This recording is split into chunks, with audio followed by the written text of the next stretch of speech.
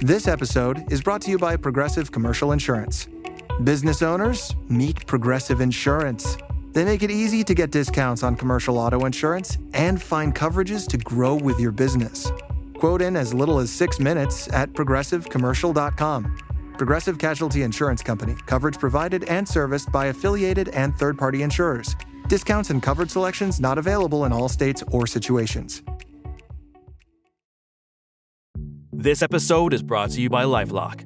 It's tax season, and we're all a bit tired of numbers. But here's one you need to hear. $16.5 billion. That's how much the IRS flagged for possible identity fraud last year. Now here's a good number. 100 million.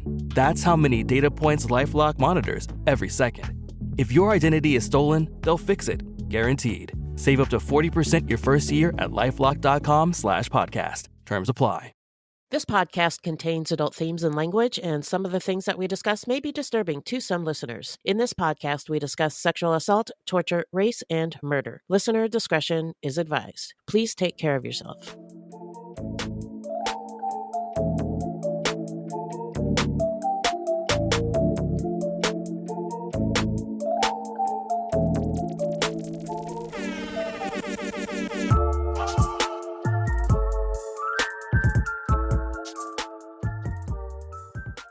So now let's get into the early life of Falicia Blakely and Ameshia Ervin.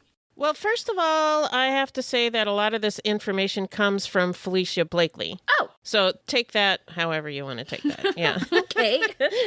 Okay. So, we don't know the veracity of everything that she has said. And you will notice that although the title of this episode is Falicia Blakely and Ameshia Ervin, we're not going to be talking a lot about Ms. Ervin, and that's because Ameshia Ervin hasn't revealed a lot. She hasn't talked a lot. And Ervin and Blakely barely knew each other, so we don't know much about her or her early life, unfortunately.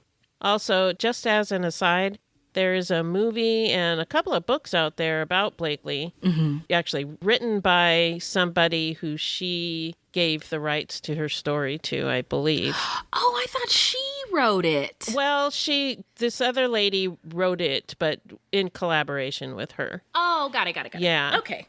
And a lot of the names were changed for the movie and the book, so some of the names we use may not be correct, and that's why I said, that one guy, it might be a pseudonym. Do you know? That is a pseudonym, okay. But I was talking about Frederick Calloway. Oh, yeah. Okay, got you. Alrighty, I'm following now. Again, I'm back. Okay. Back on planet Earth with you. Back here on we planet are. Fruitloops. Here we are.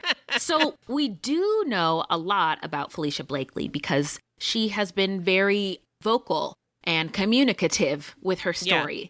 Falicia was born in 1983, and she was raised on the east side of Jacksonville, Florida.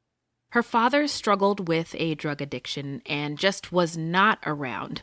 And, it's the 80s. Her mother had difficulty taking care of her, so she bounced back and forth between her mother and her grandmother. According to Falicia, she was sexually abused multiple times as a child. Her aunt's boyfriend groomed her and began having sex with her when she was just a teen. Before she even started high school, she quote-unquote dated men 3 decades her senior. And I put that in quotes because that's not dating. No. These men were gross. Yeah. No, my understanding is to hear Falicia tell it, she, as many young girls are at that age, like, he likes me, right? Like, proud of the fact Especially that somebody older likes you. Yeah. And your dad's not around, and you have that hole in your soul looking for somebody to love you. Yeah, just looking for that. So that's where I thought it came from, but odd thing to say. Now, with the money she got from a sugar daddy at the age of 14. At the age of 14, a sugar daddy. Yeah, that's a baby. Horrible. 14-year-olds are doing all kinds of things we never thought possible in the year of our Lord. Yeah, I'm just disgusted with the men. Yeah. You know what? Thank you for saying that, because she's a child and doesn't have agency. Shame on the men. Absolutely. I'm sorry if I did not make that clear. But Falicia was able to buy her own clothes, to buy food for her grandmother, to pay for other incidentals and cover the costs of her cousin's salon visits. And spending on others was a source of pride for her. but it also gave her a sense of power and control, something she might not have had ever before. Yeah, exactly. When she was not quite 16, Falicia was living with her grandmother when her mother decided it was time for her daughter to move back in with her. And that meant Falicia would be sent to Atlanta, where her mother had been transferred for work. In Atlanta, she tried going to school, but soon grew frustrated. She'd have to repeat the 9th grade. So Falicia dropped out over her mother's protests. She picked up a job at the Taco Bell across from Greenbrier Mall, where she was quickly promoted from front register to drive-through. So she was smart. Yeah, taking steps to earn. Yeah, she worked hard. I mean, otherwise she wouldn't have been promoted. So Yep. All good things so far. yeah, all good things. There, she met a customer who influenced her to try to get a job as an exotic dancer. She bought a fake birth certificate and social security card, then a driver's license that made her 21. Falicia looked older than her age, and she had no problem convincing people that she was 21. And with these credentials, she was able to get an adult dancing permit, and she began dancing in the clubs. I feel like this part of the story doesn't get as much shine as it should, only because there were people and systems who could have prevented this young person from continuing. Doing all these things. Yeah. It was actually adults who are helped helping her. Yeah. Get these birth certificates and social security card. And Yeah. somebody had to help her get those things. A grown-up person. And it bothers me. And I don't have anything else to say about it, but now let's get into the timeline. So it was while she was working in the club that Blakely first met Michael Berry. He was 14 years her senior. Blakely regularly dated older men, so that wasn't an issue for her. But he didn't interest her at the time. She was seeing another man who had helped her move out of her mother's place and paid her rent, right? So somebody who was taking care of her and showing her affection. And she got pregnant by that man. But then they broke up. He didn't want anything to do with the baby. And so she had to move back in with her mother. Blakely danced throughout her pregnancy. She met Mike Berry again while dancing during this time, and he got her attention by paying double for lap dances and then paying for her to just sit and talk with him. And I think she was vulnerable at this time, not only because, she broke up with her boyfriend, she was pregnant and trying to make money dancing, and she wasn't making as much because she was pregnant. Right. And she's young. And she's young. Yeah. All of those factors. So she was pretty vulnerable. Yeah. And he asked her to come home with him, but she said no. But he was back the next day. He convinced her to go out with him, but they never went out because he was arrested on the night they'd made plans. Berry called her from jail nearly every day. And then he sent someone to pay Felicia's mother's phone bill. He also sent a young man called Shy over to Blakely to do whatever Blakely told him to. Wow. Yeah. Shy drove Blakely to work, to run errands, to see the obstetrician. She did nothing for him in return. Berry was pulling the strings even behind bars. Blakely kind of liked that.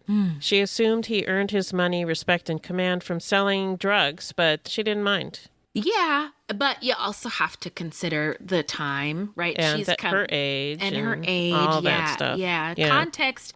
I mean, today it seems to me, in my mind, but I'm not in her mind. So to her, you're not in her shoes. I'm trying to figure out ways this could make sense to a young girl. But on December 30th, in the year 2000, Blakely gave birth to a baby boy. Berry had gotten out of jail sometime before, but didn't tell her, so he wasn't there for the birth. When he did see her, he immediately began pushing her to move out of her mother's house and let him put her up somewhere. She refused. She wasn't ready. She went back to dancing.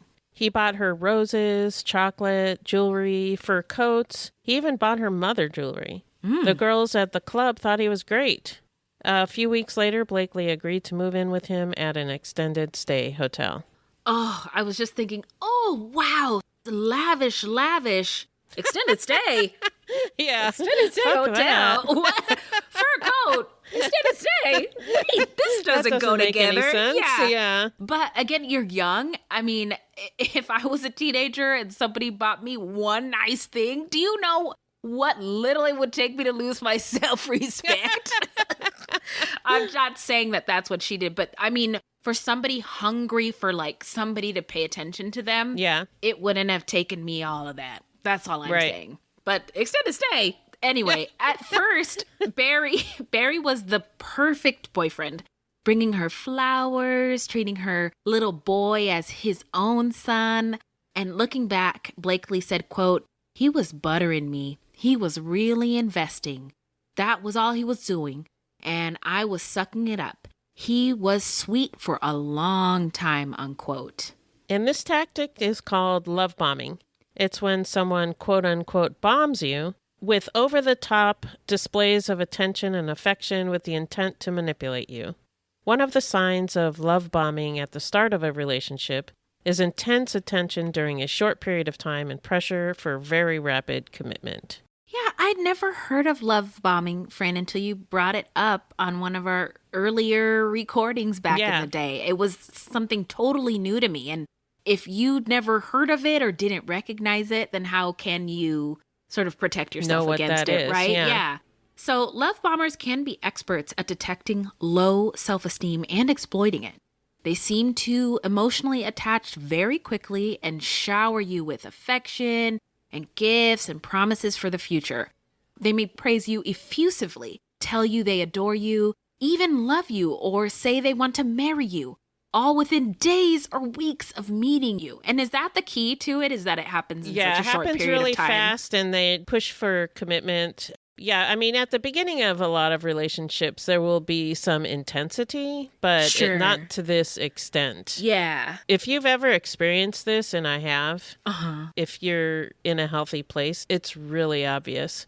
But if you're not in a healthy place, it can be like just overwhelming. You're like, oh my God, I'm so in love, you know? Yeah. Overwhelming. Yeah. Wow. Thank you, Beth. You're for welcome. sharing being a little bit vulnerable with us over here in Fruit Loopsville.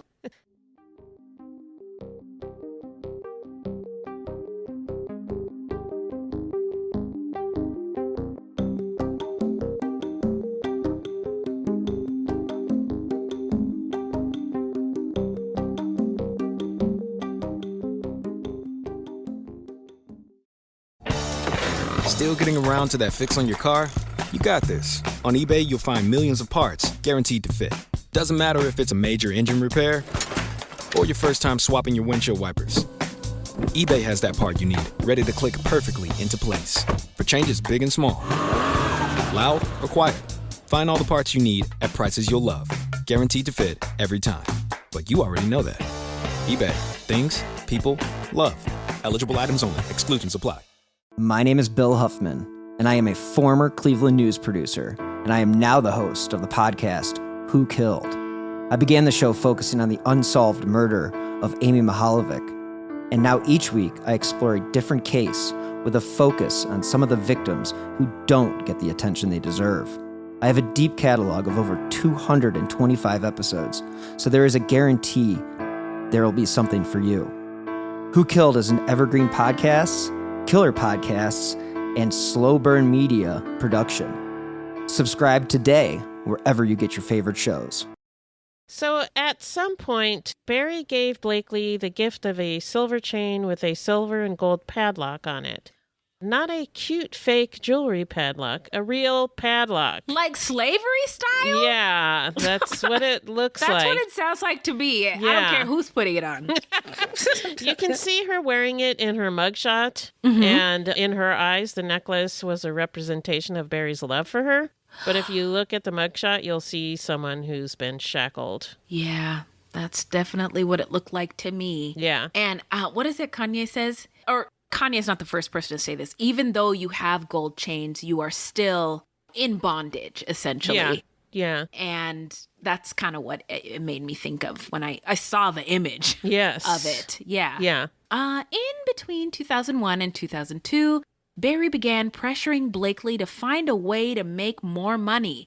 She was making about $300 a night, which is a lot. A lot. And he felt like she needed to make $700 a night to, quote, set up a life someplace where she could have his babies and be out of the clubs for good, unquote.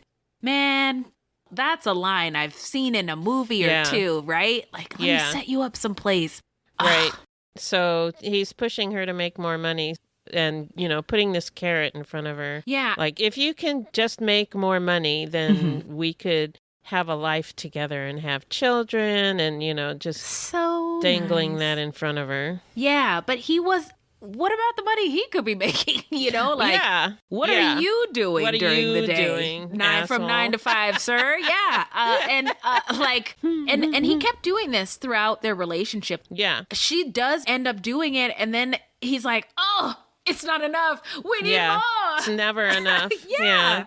So eventually he bullied her into having sex with customers at the strip club. Then, if she didn't make quota, which was $700 a night, he beat her or trafficked her. So he would make her go out and have sex with men to get the money. So she began stealing to make quota because she didn't want to do that. Absolutely. Absolutely. I'll get into this more in my takeaways, but at every turn, every person we talk about in this case is in some ways trying to survive. Yeah. At different degrees, but I'll get into it later. He then began asking her to bring home other dancers from the club, telling her that 2 girls together can make a lot more than 2 on their own. And she did. And Mike started setting quotas for several girls. And he put Blakely in charge of the girls. Sometimes she would partner with a girl and go out of town to make money. She and her girls would hit the clubs, selling both drugs and themselves. Blakely started drinking too much. Some nights, she'd be too drunk to know what was going on. Her girls didn't always make their quotas. Sometimes their own appetite for drugs nearly wiped out their earnings. When they came up short, it was Blakely who had to make up the difference. When she did not, which was often, she was beaten. All of this made it difficult for Blakely to take care of her baby. She eventually took her son to her mother to raise. At some point, Barry gave Blakely a pistol and began pressuring her to start robbing men, killing them if she had to. I mean, the boundaries and goalposts keep moving. And on Barry's direction, during the week of spring break, Blakely went down to Florida with another girl to make some money. The way Orlando police described it, 2 girls in an SUV with out-of-state tags stopped to talk to a man, Frederick Calloway, which, as we mentioned, may be a pseudonym, in a restaurant parking lot. The girls asked him if he knew a cheap place to spend the night. All 3 of them ended up at a motel. Frederick ended up with a gunshot wound through the neck and the back of his head. The 2 girls panicked and left, taking nothing from their victim. Police found Frederick hours later, semi-conscious and lying on bloody sheets. And he lived. And I have to say that in the movie, how this is Floyd Money Mayweather's character that this happened to. When Blakely got back to Atlanta, because she didn't stay to make more money in Florida, Barry sprayed her with gasoline and lit a match, threatening to burn her alive. Oh my God. She eventually teamed up with fellow dancer Ameshia Ervin, who went by the nickname Snow. Blakely went by Peaches. A few weeks after the Florida trip, Blakely, Barry, and Ervin were invited to a yacht party at Lake Lanier. Oh, I've been to one of those, where Blakely and Ervin could make some money. By the way, quick culture corner, Lake Lanier was Oscarville, USA, used to be an all-black town, used to be a Cherokee indigenous burial ground. Yeah. And now it's a giant It's a lake that has killed 700 people since it was filled up with water. Anyway, continue. The trio was invited by Ray Goodwin, a photographer who took pictures for a lot of exotic dancers in Atlanta. Ray grew up in Birmingham, Alabama. He was raised by a single mother along with 4 siblings. He was described as someone who was always helping people. I love that idea of just somebody always helping people. Yeah. Most of his family eventually migrated to Atlanta. He was considered the fun uncle, which I love even more, and full of life. In Atlanta, he worked as a car salesman before. At the age of 31, he got into photography. At first, he worked as a photographer in a department store, but he always wanted to get into the entertainment industry. Ray was especially close to his sister Carlita Smokey Jones, who was an exotic dancer. It was Carlita who hooked Ray up, taking pictures for the other dancers. He began taking photos of dancers to help them build their portfolios to better market themselves. Oh, wow. That's cool. Yeah, that is cool. This is kind of also around Instagram, I think, was 2006. Oh, yeah, that's right. Yeah. But once, people could start marketing themselves as online. brands, this makes, of course, I love it. So Ray got really popular as a photographer for dancers. He also made a lot of friends, including a man named Claudel, a.k.a. Doc Christmas. Doc was also friends with Carlita and tight with Ray's family. Ray was dating a woman named Akasha Turner, and he was at the peak of his success. Blakely and Ervin did well at Ray's yacht party. They met a few men, entertainment industry types with money, and one of the men was Doc Christmas. But about a week later, Blakely and 2 other women were driving home from the club when they got pulled over by police. They lost all of their money and drugs, and they had to pay a bondsman to get out of jail. Barry was pissed and tired of the slow hustling. Good. Well, he was tired of forcing all these women to work for him. I am exhausted. I'm exhausted. Also, he's playing a very stupid game. Yeah. And when you play stupid games, you win stupid prizes. Yeah. But also, so do the people who are engaging in the games with you, which is unfair. Yeah. For an adult to have done that to young people. Yeah. So he wanted Blakely to hit it big. Blakely and Ervin believed Ray Goodwin had money, since he was known to carry a lot of cash. He became Barry's next mark, and he concocted a plan to have Blakely and Ervin rob and kill him. On August 15th, 2002, Blakely and Ervin showed up at Ray's at about 2 p.m. to bring him ecstasy. It was always expected that she would hang out when she delivered drugs. So she and Ervin hung out for a while. Doc came over later. The 4 had drinks, had some food, smoked a little weed. Ray's girlfriend, Akasha, had been communicating with him all day, and he told her that they were hanging out with 2 women he called Peaches and Snow. He was supposed to head to the clubs in Buckhead later that evening because it was Akasha's birthday. The whole time, Barry kept calling Blakely to get a status and to encourage her to go through with the plan to rob and kill Ray. And now Doc too. Per court records, he called her a total of 6 times. She didn't want to do it, understandably. And she knew both the men and liked them. They were nice to her. Like, they were going to help her if she were to continue, right, with this dancing thing, that they could have helped her build her portfolio. Yeah. But according to Blakely, in his final call, Barry threatened to show up and kill everyone himself, including her and Ervin. And it was this that finally pushed Blakely over the edge. Doc was on the phone talking to a guy called G when Blakely fired a round into his right temple. His cell phone fell from his hand, the caller still on the line, as he fell back into the sofa. She then turned and started shooting Ray, who jumped up and stumbled across the room. He made it to the patio door, but the door was locked. Ray fell to the floor and died. Blakely and Ervin took money from Ray and Doc, then hastily filled a duffel bag with everything they remembered touching. A glass, a Coke can, a photo book they'd been flipping through, and then they took off in Blakely's truck. Soon afterwards, Ray's sister, Carlita, got a phone call from Doc's friend G, who told her that he'd been on the phone with Doc when he heard gunshots and female voices saying, quote, get the money, unquote. Carlita tried to call her brother and Doc, but neither answered, so she went over to the apartment to investigate herself. And that's when she and her friend found the bodies. Ray had a gunshot to the head as well as several more in his abdomen. Doc died of a single shot to the head. It's really, just sad. Yeah. Carlita later said, quote, finding my brother dead, that changed my life forever. Everything was rushing through my head. Who, what, when, why. I just broke down crying. We couldn't wrap our minds around it, unquote. Police found no signs of forced entry at Ray's apartment and no signs of a struggle, so they believed Ray and Doc knew their killer. Police found .32 caliber shells, which come from a smaller gun, usually carried by females. Because of the phone call with G, they also believed that there had been at least 2 perpetrators, most likely women. Investigators also looked through the victims' phones to see who they had been communicating with. Carlita told officers that robbery may have been a motive because Ray had a lot of expensive photography equipment and both he and Doc were known to carry large amounts of cash. Money from each man's wallet was missing. When Blakely and Ervin got back to the motel where Barry was waiting for them, they gave him the money and he went out. But when he returned later, he said he had been robbed, nigga, and told Blakely that she would have to go out again and make it back. I don't know if I believe that his robbery I don't think story. he was robbed. From what I heard, I don't even remember where I heard this or read it. Mm-hmm. He owed money to somebody. Yeah, for drugs, right? Yeah.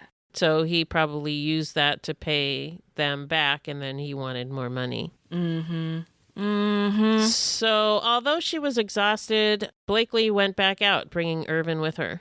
In the early hours of August 16th, the two women went to a club in the Buckhead area of Atlanta and picked up Demetrius Michi Twitty, 29. Michi was an Ohio-born master barber who'd come to Atlanta 4 years earlier. Michi lived in a second-floor apartment in Clarkston. He invited the women back to his place, and they went. The trio smoked some weed, and one of them, each says it was the other, slept with him. After Michi fell asleep, they rummaged through the apartment looking for his cash.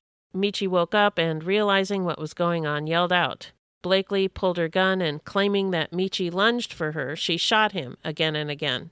Blakely would later say, quote, "I just let go on the trigger and all of them bullets emptied," unquote. A neighbor heard the gunshots, 5 she guessed, at around 2 or 3 a.m. The two women made off with the gold Maximum Michi had rented and $650, about what they would have made if they had just danced that night. So, yeah, if they had just gone out dancing, yeah, they could have not killed anybody and made about the same amount of money. Yeah, this one, yep, wow. Yeah. 2 days later, Michi was found shot and killed in his apartment. Police discovered the same .32 caliber shell casings found in Goodwin's apartment. Michi ran in the same circles as Carlita Jones, Ray Goodwin, and Doc Christmas, so there's a lot of lines or... Yeah, a lot of mutual connections and stuff. Yes. Yeah. Carlita said, quote, "We heard he got killed, so we were like, what the hell? You know, what the heck is going on? I was shocked. I could not believe it. We actually just were so scared. You know what I mean? We got a serial killer out here, unquote," which is crazy to have 2 serial killers in the city of Atlanta in, I don't know, what is that? When were the Atlanta child murders? Oh, that was in the 70s and the 80s, I think. Yeah. Isn't that a lot for one city? I'm just saying. I wouldn't classify Blakely and Ervin as serial killers. You wouldn't? No. More on that later. Now let's get into the investigation and the arrest. Ray's girlfriend, Akasha, told police that the night of the murder, Ray and Doc were hanging out with strippers known only as Peaches and Snow.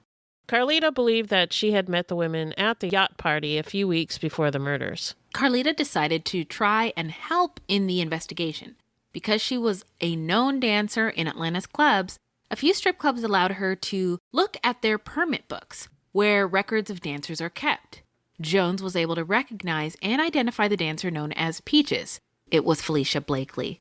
But still, police were unable to locate her. Police got a break when, 10 days after the murders, someone called 911 to report suspicious women in the lobby of a Mrs. Winter's Chicken and Biscuits restaurant. There had been a series of armed robberies at Mrs. Winter's locations all over Atlanta, and the workers at the restaurants had been warned. When police arrived, they found 3 women hiding in the bathroom, including Blakely and Ervin. A run of the tags on the vehicle they drove to the restaurant showed it matched Michi's missing Nissan Maxima. And I believe it was gold. Yeah, it was gold. Which is kind of not a unusual color for a Nissan Maxima. But at the same time, maybe it is. Yeah, I mean, it would stick out, I would think. It would stick out, but there's a lot of them, is what I'm saying. Yeah. Yeah. I see. The women had tried to get rid of their guns in the restaurant bathroom toilet tank. One of the guns was a .32 caliber, the same handgun used in the murders. Blakely and Ervin were arrested. When detectives interviewed Blakely, she admitted to killing Ray, Doc, and Michi. Police described Blakely as a cold-blooded woman doing whatever was necessary to get money. Which I don't think is true. No, she's a really young girl. She's a victim. Yeah, a victim, exactly. DeKalb Assistant District Attorney Tom Clegg later said, quote, Miss Blakely, her statement was remarkably candid. This was a girl who was being charged with 3 different murders and just lays it all out. She didn't sugarcoat it. Probably because she was hoping that the state would, like, protect her. Yeah, she probably just like, I've had enough. I've had it. This is what happened. Here you go. Yeah. That's what I think happened. Yeah. I feel like it's a combination of both of our ideas. Okay. Oh, I was just kind of reiterating kind of what you were saying. Yeah. I was agreeing with you. I was agreeing with you too. Okay. Are we best friends again? Okay, yes, bye. we are. Okay. Blakely was found with identification that claimed she was 24 years old, but at the time of the murders, she was only 19. According to Ervin, when the two were arrested, she'd only known Blakely for a little over a month. That's crazy.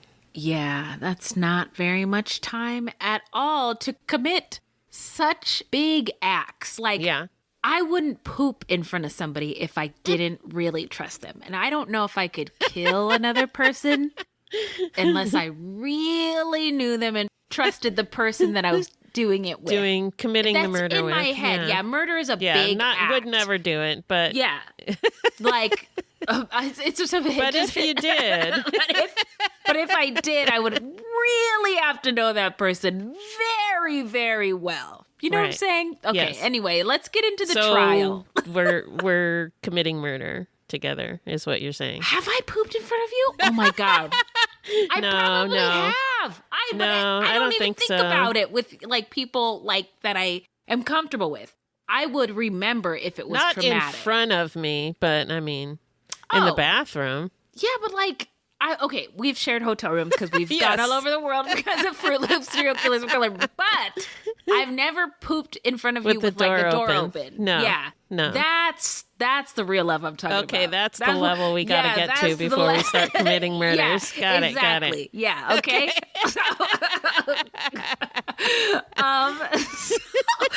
Wow, I feel like I know you so much better. I also feel like, boy, oh boy, are the listeners going to be in for a surprise. The poop discussion. Woo! I'm thinking about it a lot. Pooping. Anyway, poop and true crime. Now let's get into the trial, shall we? Okay, let's do it. Okay. So Blakely's defense attorneys painted Barry as the real bad guy, arguing that Blakely was being used, and she was a victim herself. Although DA Tom Clegg expressed interest in charging Barry with the murders, this is what he said. He needed Ervin's cooperation. And I don't know if that's 100% true. It feels like it's lazy to me. And Ervin wasn't interested. Remember, she didn't know Blakely. Like, we're not like friends. I don't know her like that. Yeah. I don't know what I'm risking. Yeah, by I don't poop in front of her. So that's final. So Barry was never charged with any crimes related to the murders. Instead, Ervin took a plea deal in which she would receive concurrent life sentences and could be eligible for parole in 14 years in return for pleading guilty and testifying against Blakely. She told the court she was sorry, but gave little explanation as to why she joined Blakely in the killing spree.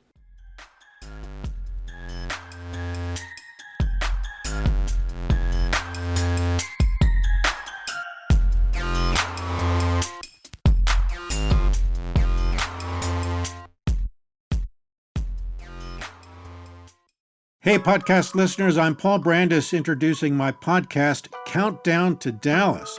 It's a fascinating, in-depth look at the seemingly unconnected events that led to the assassination of President John F. Kennedy. It's based on my book of the same title. In that book and in this podcast, I go all the way back to 1939, when Lee Harvey Oswald was born into a troubled and dysfunctional family. I'll follow his transient and often violent teenage years and young adulthood, painting a fuller picture of the man who would later become Kennedy's killer. I also take a look at events unfolding in that era, like Cuba and Vietnam, and I'll unpack the conspiracy theories too, not one of which has ever been conclusively proven. Subscribe to Countdown to Dallas at evergreenpodcasts.com or your favorite listening app October 31st. To avoid the death penalty, Blakely pleaded guilty. She testified at the plea hearing that Barry ordered her to rob and then kill the men, or he would kill her. Like, that should have been enough of an explanation. Yeah. Don't you think? Yeah. As relatives of her victims listened in the courtroom, Blakely read a statement saying, quote, "I am so sorry. I can only pray at some point in your life you will forgive me and get over this awful misfortune that I have caused you," unquote. Even her language is juvenile. Yeah. Not in a bad way. Just like you can tell she didn't have all the pieces to make these decisions. Yeah, and I can't remember where it was I heard it or read it, but apparently the victims' families were like furious with her, and then they heard her speak at this sentencing, and then they kind of understood. Yeah. And then they felt sad for her. Yeah. So, yeah. Blakely was sentenced to 3 consecutive life sentences with no eligibility for parole. All right, so let's see. Where are they now? I'll tell you. Okay. Falicia Blakely is currently serving her time at Arendelle State Prison. Not to be confused with Arendelle from Frozen 1 and Frozen 2. When she was in Arendelle. She's definitely not in Arendelle. She was in Arendelle. So when she was first incarcerated during her processing, it was determined that she was HIV positive. Yeah. Ameshia Ervin is serving her time at the same prison and will be eligible for parole in 2027. In 2015, Ervin earned a certificate for theological studies at the Lee Arendelle Correctional Facility. In an interview, Ervin said that she believed that Barry should also have been charged, but at the time, she had no knowledge of the abuse that Blakely suffered and only found out about it later. Although Michael Barry was not arrested for the murders, he did serve time in prison for drug and firearm-related charges. He has at least 14 children and 4 grandchildren from 10 different women. In an interview, he said he appreciated that Ervin stuck to the street code. I guess meaning that she didn't snitch, aka tell the police about his involvement.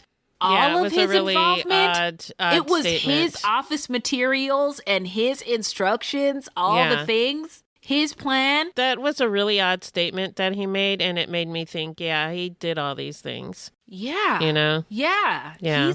I found him to be so gross, unlikable. But I will also tell you, he's not the only kind of man of his kind. Like that, yeah. With the help of author Serenity Hall, Blakely has written some books. She accepts what she has done and her punishment and is trying to help others, advocating for incarcerated people and for women in abusive relationships.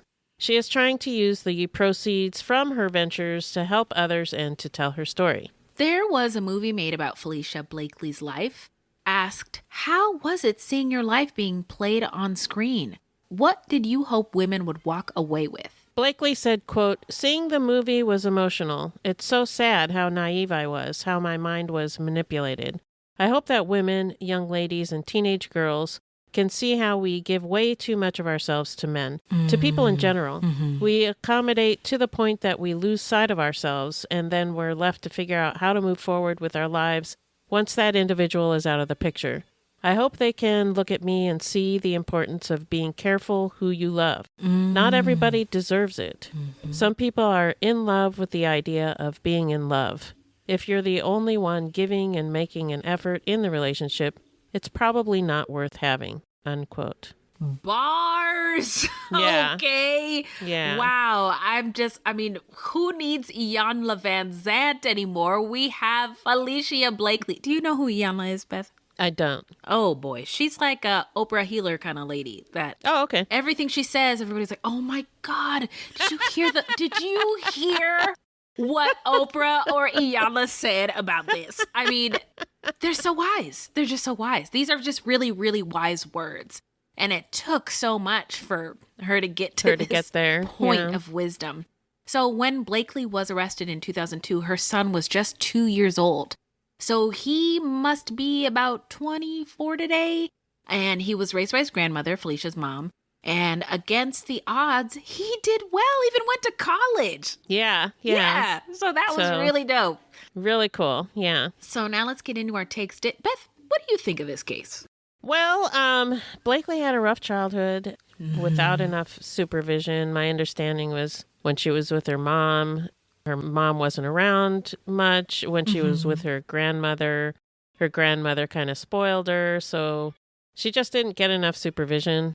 Then she was molested and introduced to sex too young. Yeah. Learned how to use her body to get what she wanted. And then was or manipulated. Needed to survive. Yeah, or needed to survive. And then was manipulated by others for their gain. Yeah. And there was a lot more to her story that we didn't get into. I read the book, one of her books. Cover to cover? Oh, she wrote more than... Wow. Yeah, wow. she wrote more than one book. And I read the first one, and I didn't like it. But I think a lot of it was because it was hard to read. Sure.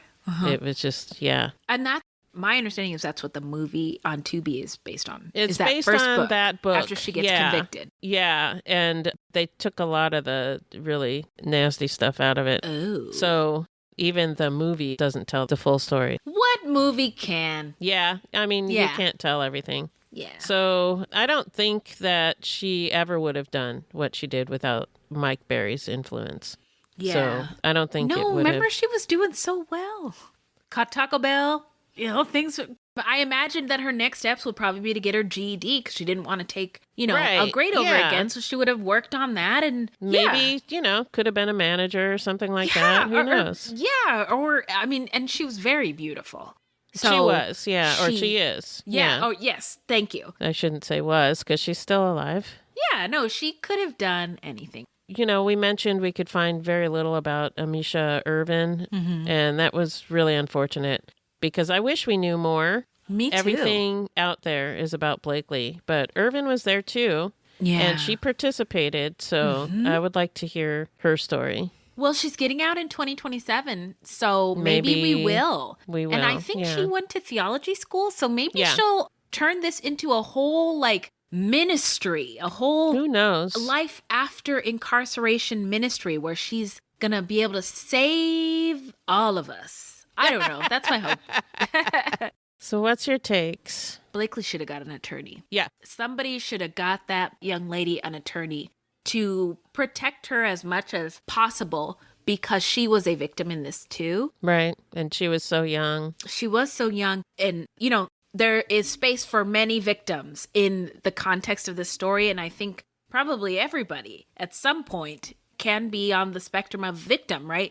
Blakely, why the hell did Barry become such a nasty, awful human? Why is he such an asshole? Why is he splashing gasoline on people and threatening to light a match? Where did he learn that from? Who told him that was okay? Who? He was probably abused too. Yeah. As a child. Yeah. Yeah. So this all, I just got a lot of generational curse vibes. I was under the impression from watching the film, that was my first piece of research, that how introspective Falicia was about, I just wanted to be loved. And I saw my mom doing that, but I'm not going to do that with my kid. And I guess if you look at it, Falicia probably learned that seeking approval, seeking love, seeking care, seeking support from outside forces like men, men can provide, men can keep you safe, men can protect you. And I think she just followed that pattern in an unhealthy way. Yeah. I'm glad to see that her son did not succumb to whatever that was generational a really curses. happy part of the story. Yeah. We don't always have things happy to smile parts of the about story. on the story, but I think so I would just want to acknowledge that Falicia did recognize a generational curse at some point, and she made efforts to try to fix it. Yeah. And even though it didn't work out in a picture perfect way, her son sounds like he's doing all right. And I think that is a win. That's good. I also just can't forget about the people who did lose their lives in this case. What else? Oh, Barry told her he would love her and he would take care of her and her kid. And he really took advantage of her desire for love and protection and safety. This is an interesting tidbit I found in my research of this case, is that because Blakely was convicted in 2002 and Eileen Wuornos was executed in 2002. Okay. And so some people made the comparison between the two women's stories. And I think that there is a Venn diagram in which maybe these two women's stories, some similarities where it might overlap. I don't think so at all. Not at all? I Come think on. the only similarities is they were both sex workers and they killed people. Okay, sex workers killed people, traumatic childhood. Yeah, accomplice. True. Eileen Wuornos, though, she wanted to kill people, and it was like something she planned to do. Mm-hmm. She like lured men, and then she killed them. And I don't think that Falicia Blakely wanted to kill these men. I think she was forced into it. And so I don't think there's really... I mean, you did point out that, there were some similarities, but I think fundamentally they're completely different crimes. Yeah, I can see that. But lately I love a Venn diagram, and I can't unsee the Venn diagram of Eileen Wuornos and Falicia Blakely. Not to, because Eileen Wuornos' case has so much notoriety, and this case and the nuances of it does not.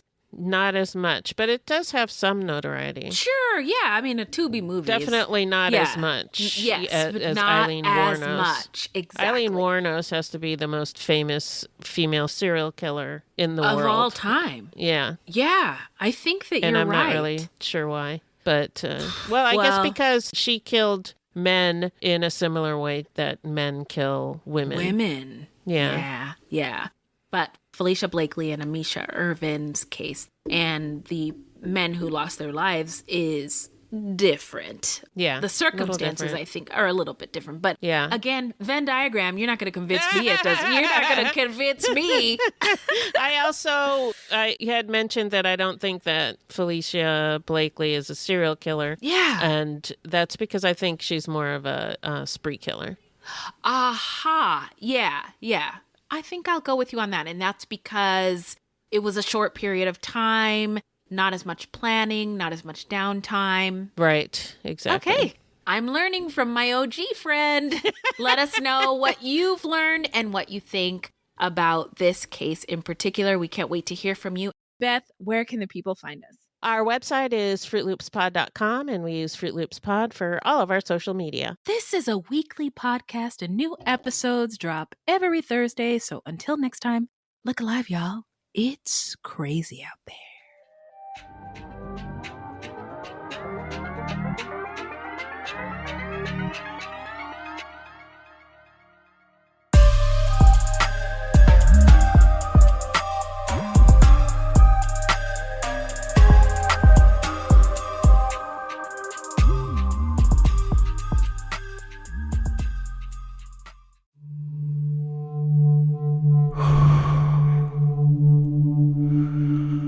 I'm an American vigilante.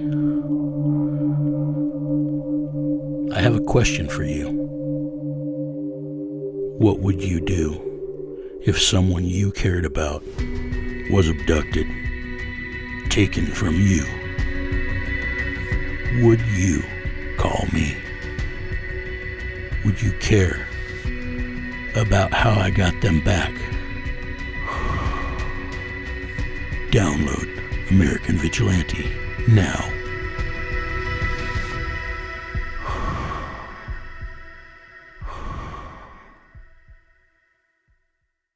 Hello, this is Gary Chahot welcoming you to check out the French History Podcast. Our main show covers the history of France from the first humans until present. If you liked Mike Duncan's The History of Rome and wanted a similar program covering the land of beauty, culture, and love, we are exactly that. We also host world-renowned scholars who have delivered guest episodes on their specialties, including 18th century pirates, revolutionary booksellers in 20th century Paris, the special friendship between the Marquis de Lafayette and Thomas Jefferson, and numerous others. Learn what you love and listen to the French History Podcast today.